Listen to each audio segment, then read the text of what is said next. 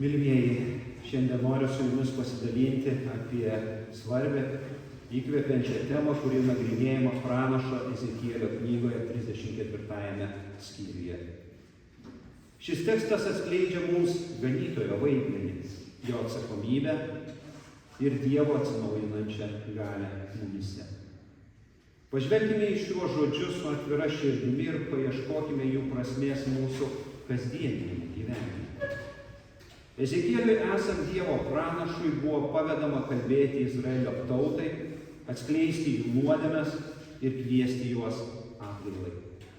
Pradžioje jis nupasakoja esamą situaciją, kurioje ganytojai, Izraelio lyderiai nevykdė savo pareigos. Jie tapo neatsakingi ir pasigailėjimo neverti vadovai, kurie nesirūpina savo tautos, savo kaimenės gerovę. Ezekielis iškėlė klausimą apie atsakomybę. Kas yra tikrasis ganytojas? Kas yra tas, kuris tikrai rūpinasi ir vadovauja jam patikėtą kaimenę? Šis klausimas aktualus ir šiandien, kai daugybė žmonių ieško vadovo, kuris vestų juos teisingu keliu. Tačiau ir mes patys turime prisijimti atsakomybę, ne tik reikalauti jos iš kitų. Mes turime žvelgti į save kaip į žmonės, kurie siekia vadovauti savo bendruomenėje, savo šeimoje. Ezekieliui buvo suteikta svarbi užduotis atskleisti Izraelio dvasinę būklę ir jis tai darė nuolankiai ir pasitikėdamas Dievu. Tai yra svarbi pamoka ir mums. Mes ne tik turime identifikuoti problemas, ne tik kalbėti apie jas, bet ir imtis iniciatyvos jas spręsti. Ganytojai yra pašaukti rūpinti savo kaimenės gerovę, saugoti ją nuo pavojaus ir skatinti jos augimą ir vystymąsi.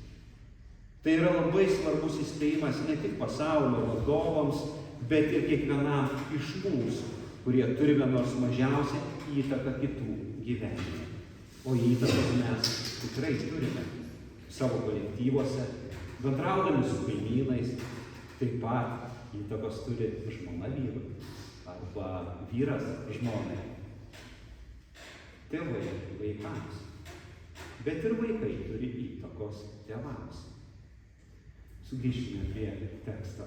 Nepaisant Izraelio tautos nuodėmių ir ganytojų nepasitenkinimo, Dievas žada savo tautai atgailą ir atsinaujinimą. Tai yra ženklas mums visiems, kad net suklydus ar nepavykus visada yra vilties ir galimybė pradėti viską iš pradžių. Pabandyti dar kartą. Mes turime pasitikėti Dievo malonę ir tikėtis jo pagalbos. Šiame pasakojime mes matome, kaip Dievas pats save palygina su tikru ganytoju, kuris rūpinasi savo kaimenę, savo avimis. Jis pažada jas ganyti, saugoti nuo pavojaus, ieškoti prarastų ir sustiprinti silpnas. Ši iliustracija parodo Dievo meilę ir rūpestį savo vaikais. Dievo pažadas suteikti naują širdį ir dvasinį atnaujinimą kiekvienam, kuris tiki, galioja ir šiandien. Dievas aiškiai sako, kad atgaila ir atnaujinimas prasideda mūsų viduje, mūsų širdyse. Mes turime būti pasiruošę priimti Dievo meilę ir leisti jo dvasiai veikti mūsų gyvenime. Atgaila ir atsinaujinimas yra Dievo dovana, kurią mes turime priimti su dėkingumu ir atvirumu. Tai yra galimybė pradėti naują gyvenimo etapą, atsisakant nuodėmės, priimant Dievo meilę ir jo atleidimą. Dievas pažada atgaivinti savo tautą, susigrąžinti išblaškytus, aptvarstyti sužeistus ir pastiprinti silpnus.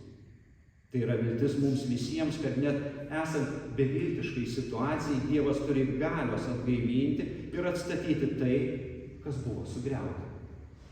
Šie žodžiai taip pat žada Dievo karalystės iškilimą ir jo tautos subūrimą. Dievo karalystė yra ne tik būsima viltis, bet ir dabartinė realybė, kurios dalimi mes galime tapti per savo tikėjimą ir atgailą. Ganytojai, kurie vadovauja Dievo tautai, turi turėti tvirtą tikėjimą ir pasitikėjimą Dievu. Jie turi būti pasiruošę kovoti už savo kaimenę, tikėdami Dievo ištikimybę ir teisingumu. Dievo tauta yra brangiausias jo turtas, kurį jis saugo ir globoja kaip patį brangiausią perlą. Tai yra svarbus įspėjimas ir mums neignoruoti ar nepaisyti kitų žmonių, bet rūpintis jais, kaip Dievas rūpinasi mumis. Dievas yra teisingas ir gailestingas tuo pačiu metu. Jis baus nedorėlius už jų nusikaltimus, bet tuo pačiu metu suteiks jiems galimybę atgailauti ir sugrįžti. Tai yra svarbus principas visiems siekti teisingumo, bet ir parodyti gailestingumą ir atleidimą tiems, kurie prašo gailestingumo. Dievas pažada atgaivinti ir atstatyti Izraelio tautą, tesėdamas savo pažadą Abraomui ir Dovidui. Dievo pažadai yra nekintami ir mes galime pasitikėti jo žodžiu. Atgaila ir atnaujinimas neįmanomas be Dievo dvasios jėgos. Mes turime priimti jo dvasią savo gyvenime ir leisti jai veikti mūsų širdise ir gyvenimuose. Tai yra svarbus žingsnis atgailos ir atsinaujinimo kelyje. Mums reikia pasitikėti Dievo pažadais ir jam paklusti. Tai reiškia žengti žingsnį tikėjimo ir paklusnumo link, tai priimant jo valią savo gyvenime. Laukime Dievo artumo ir atnaujinimo, bet tuo pačiu metu darykime viską, kas įmanoma iš mūsų pusės. Tai reiškia nuolatinį maldingumą, atgailos ir pokyčių siekimą savo gyvenime. Paskutiniai užrašyti žodžiai Ezekielio knygos 34 skyriuje sako: Jūs esate mano kaimenė, mano žmogiškos ganyklos avys, o aš esu jūsų Dievas. Šie žodžiai mums parodo tikrą ganytoją, jo atsakomybę ir mūsų atgailos be atnaujinimo galimybės.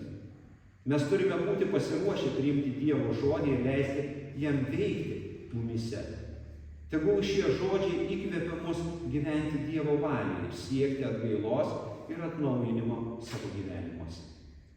Dėl Dievo malonės ir Jėzaus Kristaus aukos mes galime sugrįžti pas mūsų sielų ganytoją ir sargą, surasti tikrąją gyvenimo prasmę, džiaugsmą ir saugumą jo meilėje. Atsakymas į šį kvietimą reikalauja nuolatinio bendravimo su Dievu, pasitikėjimo jo keliu ir atsidavimo jam. Mūsų atsakymas į Dievo meilės kvietimą turi būti išreiškiamas per mūsų meilę ir tarnavimą kitiems savo artimui. Mylimieji, šiandien Dievo žodis mums primena, kad esame jam be galo brangus ir kad jis mums siūlo sugrįžti pas jį kaip savo sielų ganytoją ir sargą. Mes turime imtis atsakomybės ir atliepti į jo meilės kvietimą, tarnaudami kitiems ir gyvendami pagal jo žodžius.